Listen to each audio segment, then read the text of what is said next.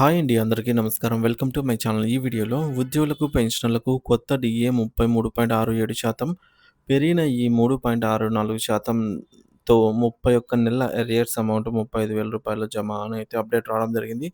So, దీనికి సంబంధించిన పూర్తి వివరాలు వీడియోలో తెలుసుకుందాము. వీడియో అయితే ఎక్కడ గాని స్కిప్ చేయకుండా ఎండ్ వరకు చూసేయండి. అప్పుడే ఇన్ఫర్మేషన్ పూర్తిగా అర్థమవుతుంది. అలాగే వీడియో చూస్తున్న ప్రతి ఒక్కరు వీడియోకైతే లైక్ చేయండి ఫ్రెండ్స్. ఈ వీడియోని తోటి ఉద్యోగ, పెన్షనర్ మిత్రులతో అయితే షేర్ చేయండి. కొత్తగా మన ఛానల్ చూస్తున్నవారు ఇంకా ఎవరైనా సబ్స్క్రైబ్ చేసుకోనట్లయితే వెంటనే మన ఛానల్‌ని అయితే సబ్స్క్రైబ్ చేసుకోండి. సో, దీని ద్వారా నేను చేసే లేటెస్ట్ వీడియోస్ అన్నీ మీ వరకు రీచ్ అవుతాయి. ఇక ఆలస్యం చేయకుండా వివరాల్లోకైతే వెళ్ళిపోదాము.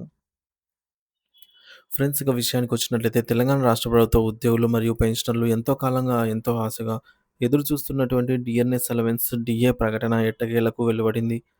ప్రభుత్వం 3.64% డిఏని పెంచుతూ కీలక నిర్ణయం తీసుకోవటం వల్ల లక్షలాది మంది ఉద్యోగులు ఆర్థికంగా ఎంతో మేలైతే వీరికి చేకూరనుంది.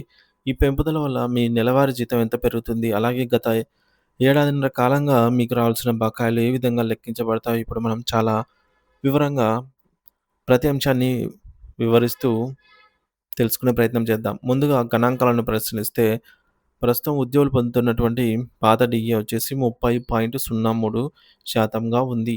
ఇప్పుడు ప్రభుత్వం ప్రకటించిన 3.64% పెంపును దీనికి అదనంగా కలిపితే మొత్తం డీఏ 33.67% అయితే చేరుకుంటుందన్నమాట. అంటే మీ బేసిక్ పే ప్రాథమిక వేతనంపై వచ్చే వడ్డీ మొత్తం ఇప్పుడు మరింత పెరగనుంది. దీనివల్ల ప్రతి ఉద్యోగి ఆర్థిక స్థితిగతుల్లో సానుకూల మార్పు కనిపిస్తుంది. మీ వ్యక్తిగత జీతం మరియు బకాయిలను ఖచ్చితంగా లెక్కించుకోవడానికి ప్రభుత్వం కొన్ని సూత్రాలను నిర్దేశించింది. సో, వాటిని స్టెప్ బై స్టెప్ అనుసరించడం ద్వారా మీరే మీ లాభాన్ని తెలుసుకోవచ్చు. మొదటగా మీ ప్రస్తుత బేసిక్ పేను నమోదు చేయాలి. డీఏ అనేది ఎప్పుడు మీ ప్రాథమిక వేతనంపై ఆధారపడి ఉంటుంది కాబట్టి ఇది చాలా ముఖ్యమైన అంకె. ఉదాహరణకు ఒక ఉద్యోగి బేసిక్ పే రూ. 35,000 అనుకుంటే సో, పెంపుదల మొత్తం దీనిపైనే లెక్కించబడుతుంది. ఆ తర్వాత మీ వార్షిక ఇంక్రిమెంట్ ఏ నెలలో వస్తుందో గమనించాలి. ప్రతి ఏటా మీకు వచ్చే ఇంక్రిమెంట్ వల్ల మీ బేసిక్ పే పెరుగుతుంది. అలా పెరిగినప్పుడు దానికి అనుగుణంగా డీఏ మొత్తం కూడా మారుతుంది కాబట్టి, బకాయిల లెక్కలో ఇంక్రిమెంట్ నెల కీలక పాత్ర పోషిస్తుంది. అంతేకాకుండా ఉద్యోగుల సర్వీసు కాల పరిమితిని బట్టి వచ్చేటటువంటి 6, 12, 18 లేదా 24 సంవత్సరాల సర్వీస్ ఇంక్రిమెంట్‌లు కూడా పరిగణలోకైతే తీసుకోవాలి. మీరు ఈ కాలంలో ఏదైనా అదనపు ఇంక్రిమెంట్ పొంది ఉంటే అప్పటి నుండి మీ బకాయిలు మొత్తం పెరుగుతుంది. ఒకవేళ పొంది ఉంటే యెస్ అని లేకపోతే నో అని లెక్కించాలి. అలాగే మీరు మీ సీపీఎస్ పరిధిలోకి ఆహ్, వస్తారా? లేక జీపీఎఫ్ పరిధిలో వస్తారా? అనేది కూడా చాలా ముఖ్యం. ఎందుకంటే సీపీఎస్ ఉద్యోగులకు పెరిగిన డీఏ మొత్తంలో 10% కటింగ్ జరిగిన వారి ప్రాన్ ఖాతాకు వెళ్తుంది. మిగిలిన 90% మాత్రమే చేతికందుతుంది. జీపీఎఫ్ ఉద్యోగులకు మాత్రం నిబంధనల ప్రకారంగా వారి పీఎఫ్ ఖాతాకు సర్దుబాటు చేయడం జరుగుతుంది. మరో ముఖ్యమైన విషయం ఏమిటంటే సరెండర్ లీవ్స్. మీరు గత ఏడాదిన్నర కాలంలో ఎప్పుడైనా సెలవులను సరెండర్ చేసి నగదుగా మార్చుకొని ఉంటే 6 రోజులకు కూడా పెరిగిన 3.64% డీఏ అనేది వర్తిస్తుంది. ఈ వివరాలన్నీ ఆన్‌లైన్‌లో వెబ్‌సైట్‌లో అందుబాటులో ఉన్న డీఏ కాలిక్యులేటర్‌లలో ఎంటర్ చేస్తే సాఫ్ట్‌వేర్ ఆటోమేటిక్‌గా మీ బకాయిలను పైసలతో సహా లెక్కిస్తుంది. ఈ డీఏ పెంపు జూలై 2023 నుంచి అమల్లోకి వస్తుంది. అంటే దాదాపు 18 నెలల కాలానికి సంబంధించిన బకాయిలను ప్రభుత్వం చెల్లించవలసి ఉంది.